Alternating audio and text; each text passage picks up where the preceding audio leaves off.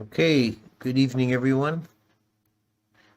We're getting started momentarily. Make sure everything's working.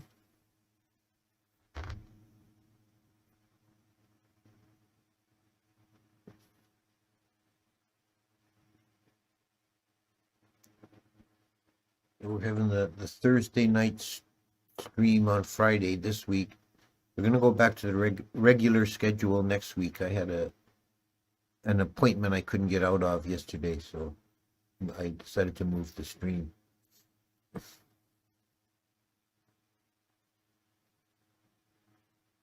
Okay, let's start. Namo tassa bhagavato arahato sama sambuddhassa. Namo tassa bhagavato arahato sama sambuddhassa. Namo tassa bhagavato arahato sama sambuddhassa.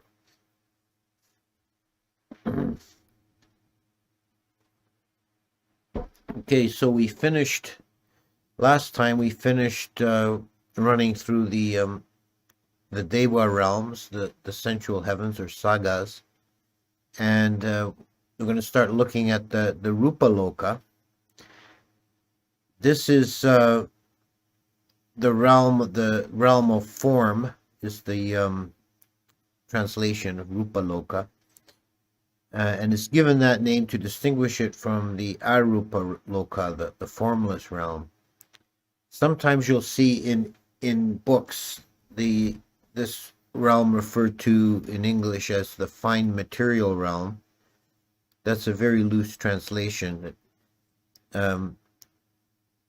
It points to the detail that the Brahma gods have a very subtle bodies. They do have form, they do have bodies, but it's of a more subtle material.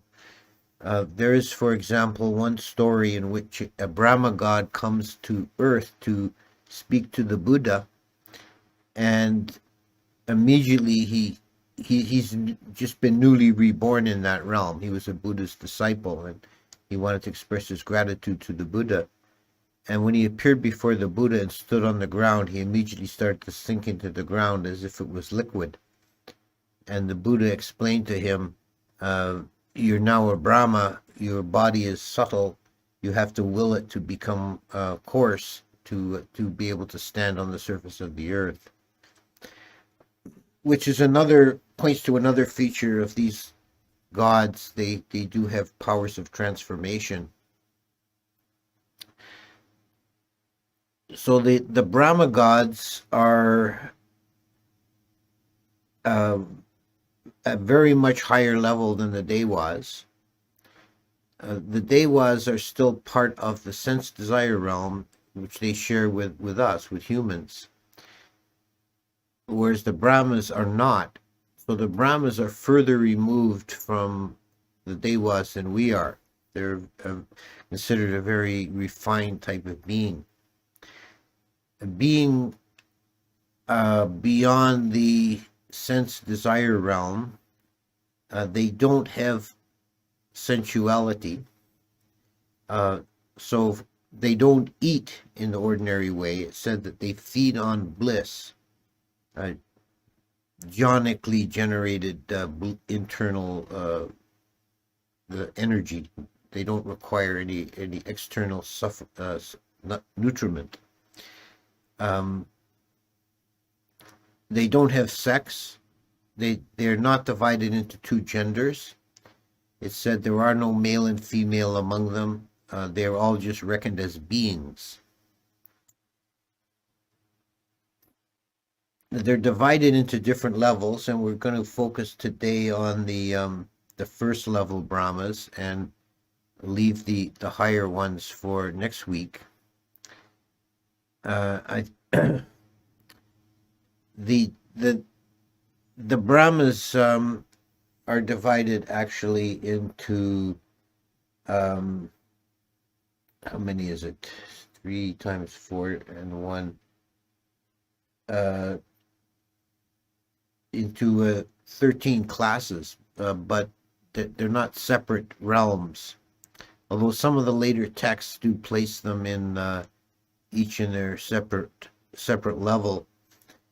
It makes more sense and is more agreeable to the early texts, the suttas and the first commentaries, that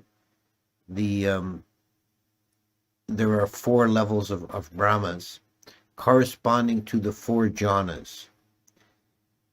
This is a key feature of this realm. To be reborn into a Brahma realm, a prerequisite is to have jhana. And the ordinary default consciousness of a Brahma god is considered to be equivalent to jhana consciousness in humans, which doesn't mean it's identical, but it's parallel. It has many of the same characteristics. So, as many of you probably have studied the theory behind the jhanas, the first jhana is characterized by 5 characteristics: Vitakka, Vichara, Piti, Sukha, Ekagata. Vitakka and Vichara are ways of manipulating objects with the mind, so it includes thought. And Piti and Sukha are 2 different kinds of internal happiness. And Ekagata is the singularity of mind, the unification of mind.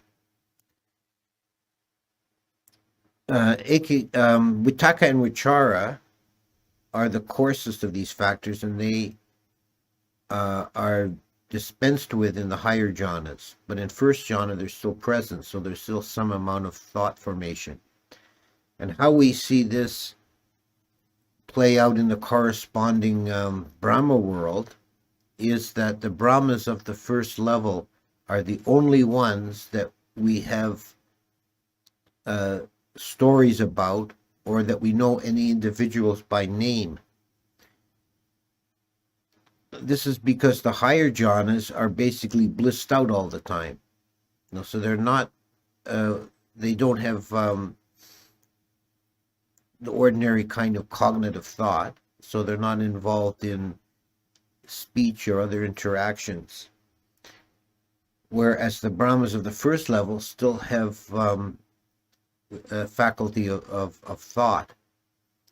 So we have various stories concerning Brahmas. One of the most well-known is Brahma Sahampati coming to the earth to speak to the Buddha after the Buddha's enlightenment, when the Buddha at first was inclined not to engage in teaching. He thought to himself that the beings in this world are full of desire, and they're easily confused. They won't be able to comprehend this subtle teaching. So why should I bother myself and weary myself trying to explain it? But Brahma Sahampati came down and begged the Buddha on bended knee to get up from his seat and go forth into the world and teach. And we have other incidents of Brahma Sahampati interacting with the Buddha. In some ways, the Brahma Sahampati acts like a kind of anti-Mara, as Mara tried to bother the Buddha and distract him. Sahampati would encourage him and give him advice at times even. Brahma Sahampati would be what we call a Maha Brahma, or a great Brahma. In this first Brahma realm, there are 3 classes of Brahmas within that first realm. The Maha Brahma, who is the overlord, and he's the only one we ever get stories about. Sahampati and Baka, Sanana Kumara, they're all Maha Brahmas. And below him are the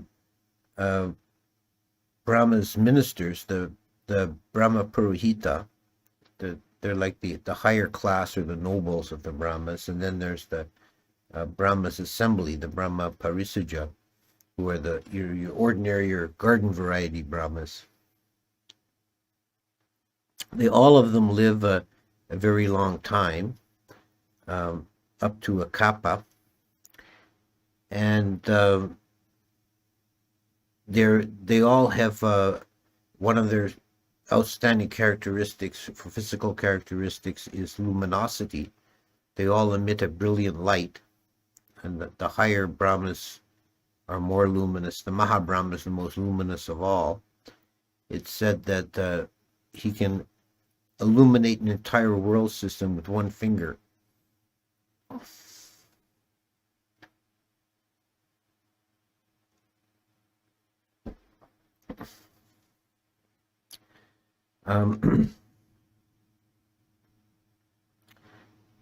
So you can ask the question, what is the relation between the Buddhist conception of a Brahma and the Hindu conception of Brahma as a god? We have to take this to some degree historically. The later Hinduism, with the trinity of Brahma, Vishnu, and Shiva, was not really developed in the Buddhist time. Brahma doesn't occur at all in the Vedas. The creator god in the Vedas is Pajapati, who's also a named character in the Tawatingsa heaven in the Buddhist system. And even in the Upanishads, there's a distinction made between Brahman, ending with an, and Brahma, ending in a. Brahman is a neuter noun, and it refers to a universal consciousness or force. It's impersonal. Whereas Brahma is a god that created the world and acts within it. We still see some of this ambiguity in the Pali language, in the noun Brahma, referring to these gods of the first level, in that it's a masculine noun, but some of the cases are declined as neuter. So it mixes between masculine and neuter declensions.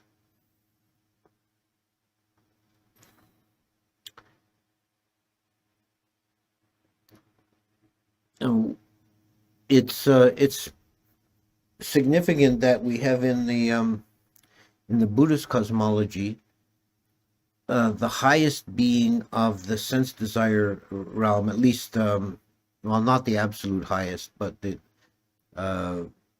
king of the earth, let's say, is the god of the chief god of Tawatingsa heaven, is Saka, who is Inda or Indra, who was the chief god in the early Vedas. And then we have the Brahma gods, with Brahma being the chief god in the Upanishads. So in many ways, the Buddhist cosmology references the older cosmologies, but it transcends them. And there is a set of teachings around Brahma as not as the creator in Buddhism. There is no creator, but as himself having a false view about creation. It's said when a new world system comes into being, it's created, or it manifests from the higher levels down. And when the level of the Brahma gods comes into being, the first being to appear in that new world system is the Mahabrahma. And he's all by himself in a splendid palace. And for a long period of time, he dwells like that, all alone, and he begins to wish for companions. And as the karma of other beings causes them to arise in that realm as the lesser Brahmas, he believes he's created them by his will. And as other lower worlds manifest, the heavens and the earth manifest below, he also is under the delusion that it's been created by his will. So he fancies himself as the creator. And in the Brahmajala Sutta, it's described how this gives rise on the earth to monotheistic religions. Because one of these Brahmas, lesser Brahmas, has learned that this big Brahma, the Mahabrahma, is the creator, and he worships him. And when he is reborn as a human, he has a confused memory of his time in the Brahma world that comes to him in visions. And he teaches this as the teachings about the creator God.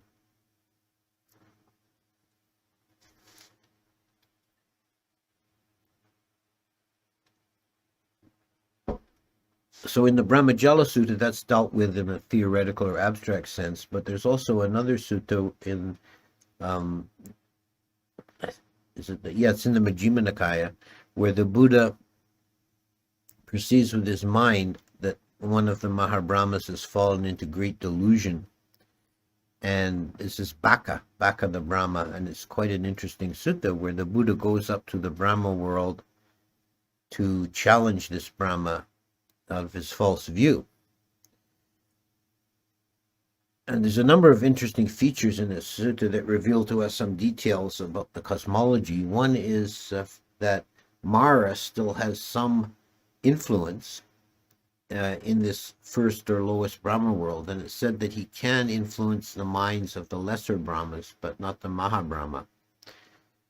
And he influences the mind of these lesser Brahmas to challenge the Buddha, and they say to him, do not come here and challenge our great Mahabrahma. He is the All-Father. He's the Creator.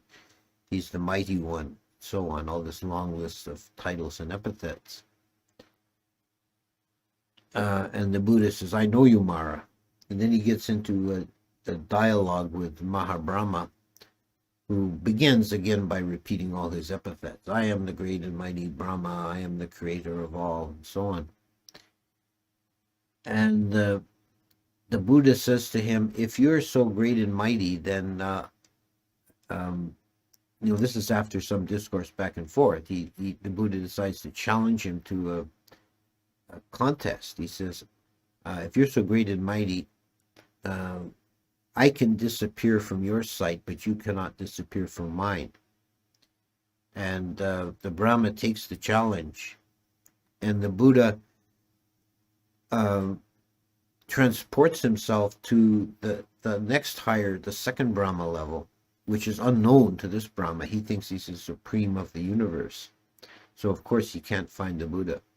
And he's unable to disappear from the Buddha's sight.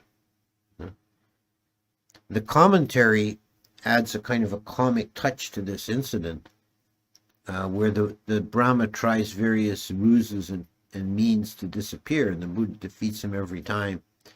And in the end, the Brahma, Baka, the Brahma, in a panic, resorts to running from his palace and hiding behind a bush.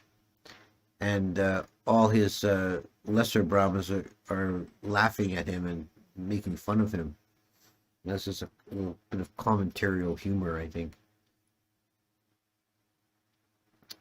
In any case, the Buddha convinces him that he has a false view and teaches him the Dhamma. And it's said in the commentary that the Buddha did this because the two of them had a long connection over many lifetimes in the past, and it tells a number of stories about incidents in the past where they were together. Very often Baka was the Buddha's teacher, or the Bodhisattva's teacher in the past, so he felt the debt of gratitude to him.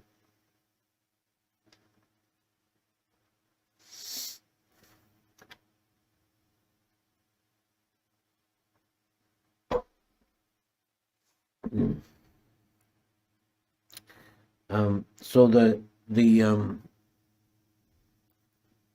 the character of Brahmas is because they're transcended the sense desire realm, they're not prone to the defilements of ill will or of desire, sense desire in any form. In fact, they only have the two senses of sight and hearing as functional senses. They don't have smell or taste or touch.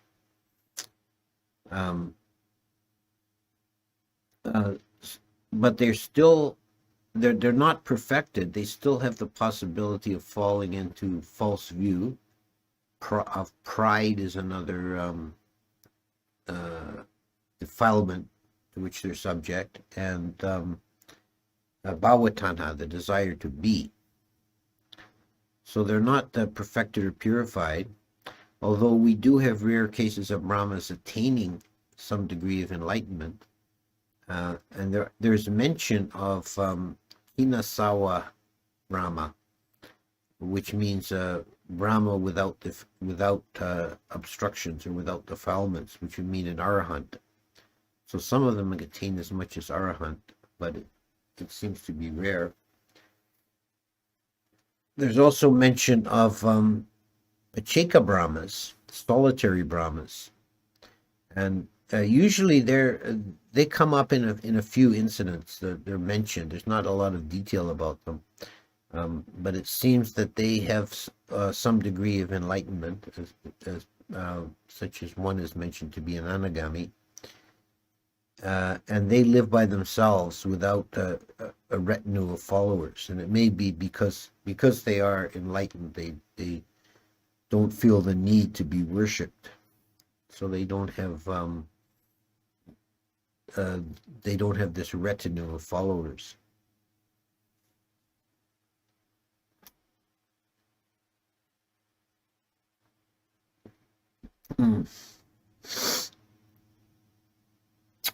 So I think that's sufficient as introductory comments on Brahmas, and now let's see if there's anything in the chat. And it's better if you generally with these, if you try to keep your questions more or less on topic.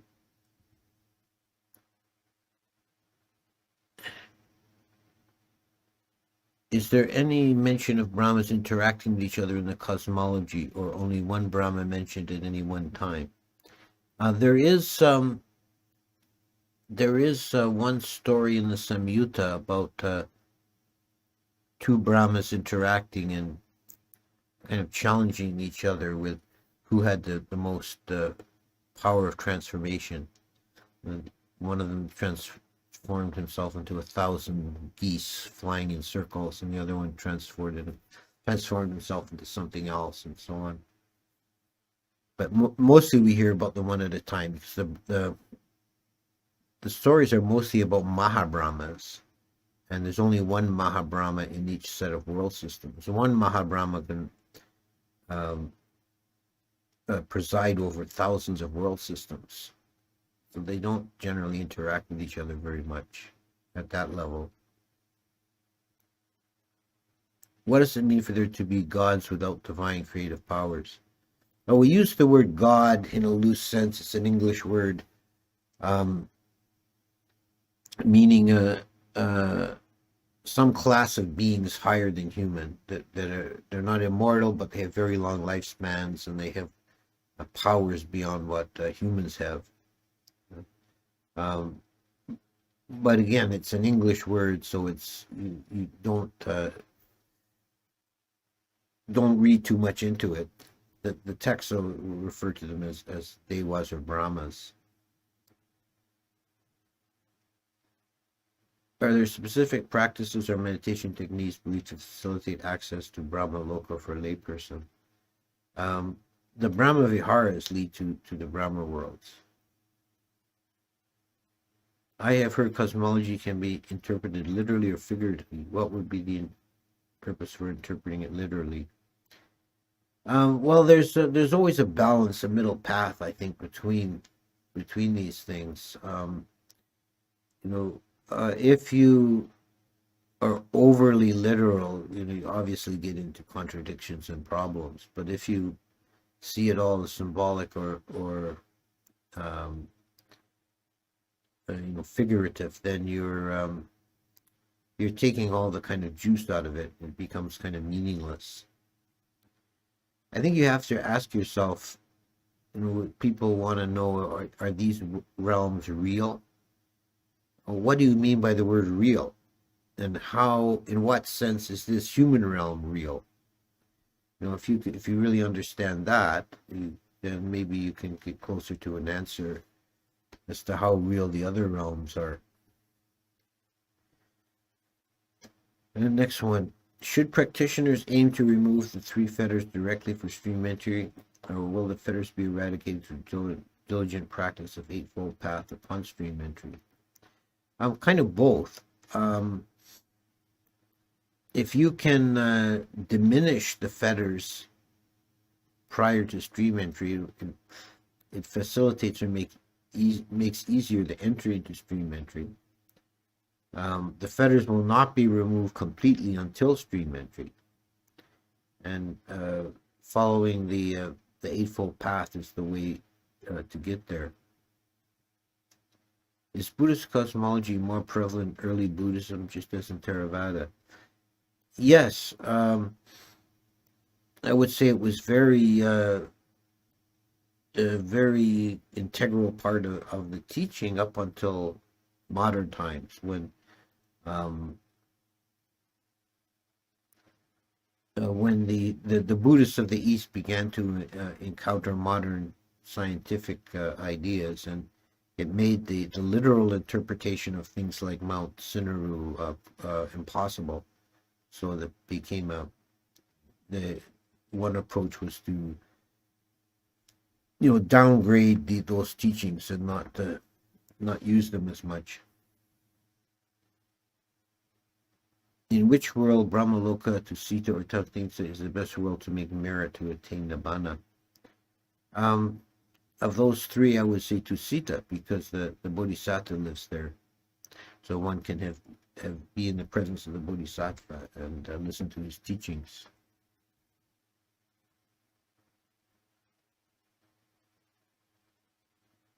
This one time I was practicing samatha before bed, and I had a dream I was in space and saw many of these vibrant beings floating in space. They all looked like they were meditating. Do you believe that dream is related to the Brahma realm? It could be, and by the brief description you give, I would think it's the second or third Brahma realm. At which realm do Devas, Brahmas cease being gendered? In this first Brahma world, right up to the top of the sense desire realm, they're still gendered. Above that point, are they male only or neuter?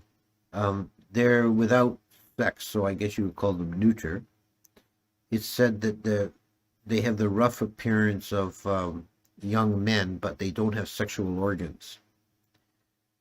They don't have any secondary sexual characteristics either, so that they have an androgynous look, but they're ungendered. So I guess you would say they're neuter. Are there members of Brahma's retinue themselves Brahmas? Yes, they are. But they're a lower grade of Brahmas. The Mahabrahmas, the chief Brahmas, the most luminous, the longest lived, the most powerful. He lives for a full kappa. The lesser Brahmas live for a quarter of a kappa. Do Brahmas possess the abilities of lower devas? For instance, they possess the powers of Nimarati and Parinimitawasawati devas. They do. I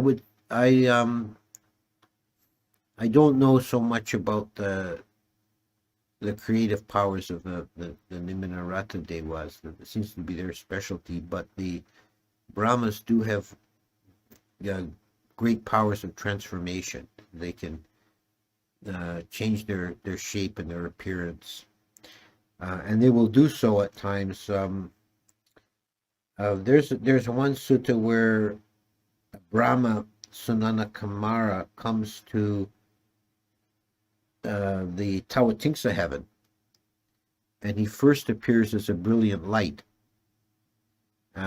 because it's a general rule of the cosmology that beings in lower levels cannot properly perceive beings at higher levels.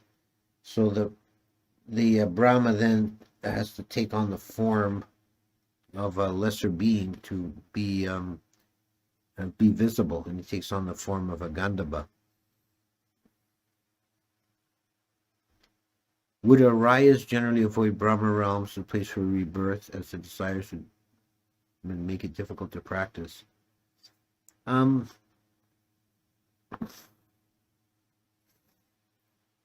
Well, you don't really have a control over your place of rebirth, but Aryas, enlightened ones, would most likely take rebirth again in the human realm or in the Deva realm of Tusita. But it's possible if they're masters of jhana as well, they might be reborn as Brahmas.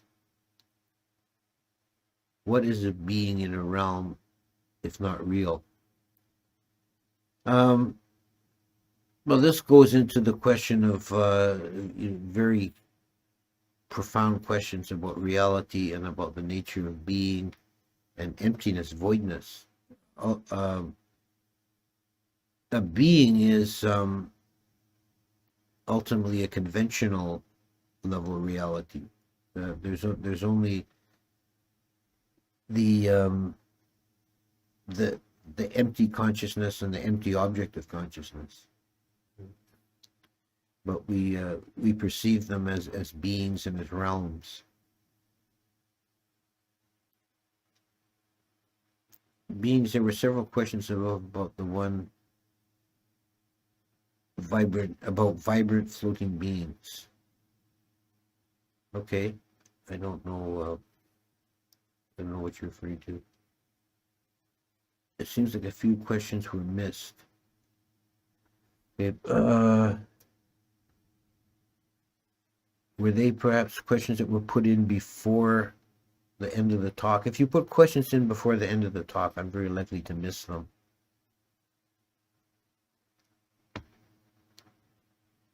I'm scrolling back, seeing if I can. Here's one from Rick. Could you repeat the variation in meaning, I think you said, of Brahman and Brahma, one being universal energy versus God? I don't remember seeing in your book. Yeah, it is in my book in a footnote. I did mention it. The distinction is between Brahman with the way you spelled it, Brahman, I-N, that refers to a human being of that caste, a Brahmin caste. But it's A-N, Brahman is Brahman as a universal principle, or in the Upanishads sometimes it's equated with the one mind consciousness. And Brahma, as ending in A, is the God in the Upanishads. It's the supreme God, and in later Hinduism becomes the one of the trinity of the creator, preserver, and destroyer. That he's the creator. The bliss that Brahmins feed on, is that self-generated or produced by other beings? It's self-generated. It's like piti in jhana. In 1971, Robert Monroe coined the term loosh for emotional energy emitted by beings which other beings feed on. No, because it wouldn't apply, because it's self-generated. They don't feed on other beings. They're self-sustaining.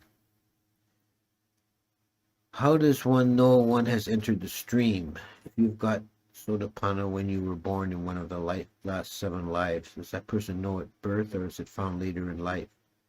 That's a disputed point. There's controversy about that. There's no clear teaching on that. One school holds that the person is a Sotapanna as soon as they're born. Another approach is that the person will very quickly attain stream entry easily again.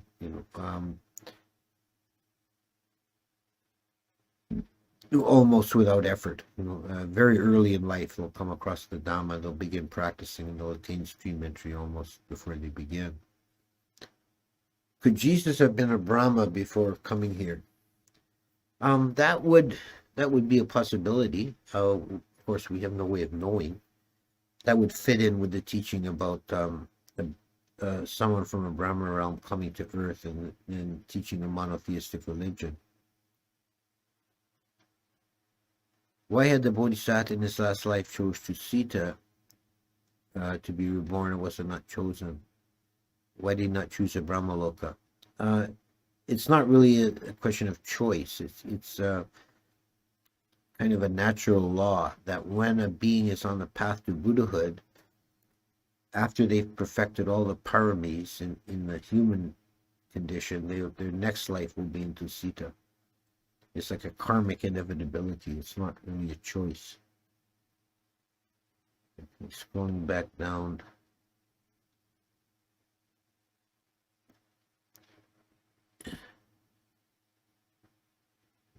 Okay. Yeah, see, I sometimes miss questions because when questions are added, the screen skips and jumps, and I gotta go back and look for where I left off. Let's see. I try to catch them.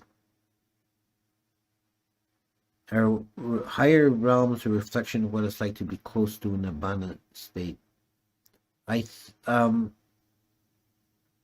think so. It's like as you ascend through these realms, it's like you're shedding layers of samsara. So the Brahmas have completely shed all the sense desire defilements, so that they're closer to enlightenment in that way. And then when we get into the Arupa realms, you see even more is dropped. So samsara becomes less complicated, less burdensome.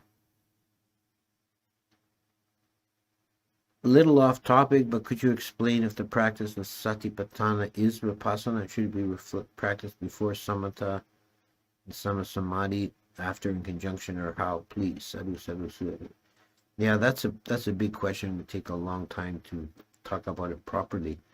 But I would say, yeah, satipatthana, that sutta is mostly about vipassana. The word vipassana is not really a canonical word. It's a later word. And just as a matter of practicality, I think samatha is best to develop samatha before really taking up vipassana, because it makes a vipassana so much easier if you've got a base in samatha. I took psychedelics and looked in the mirror. I had faces like Brahma. What could this mean? It means you were stoned.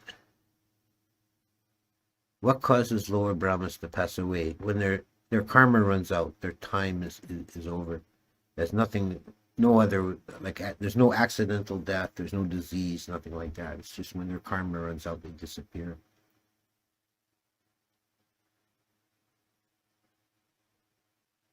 What I saw was no mistake. Now I can't help but think it's some cosmic truth. Well, you may have seen a glimpse of another realm or a memory of a past life. These things are possible, especially with in altered states of consciousness, as with psychedelics.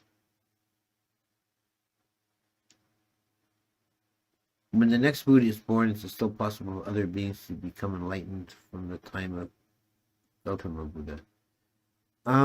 No, if I understand your question properly, before the next Buddha arises, there's a dark period when the teachings of the old Buddha are completely forgotten and no one's getting any enlightenment because there's no teaching. And it's only after such a period when a Buddha will arise to reawaken the world. Okay, so I think we'll leave it there for today. And next time we're going to deal with the higher Brahma worlds, and I think we can deal with the three of them in one session because there's really less detail. As I said, all the stories about Brahma world occur on the first level, and we really have very minimal descriptions of the other three. Okay.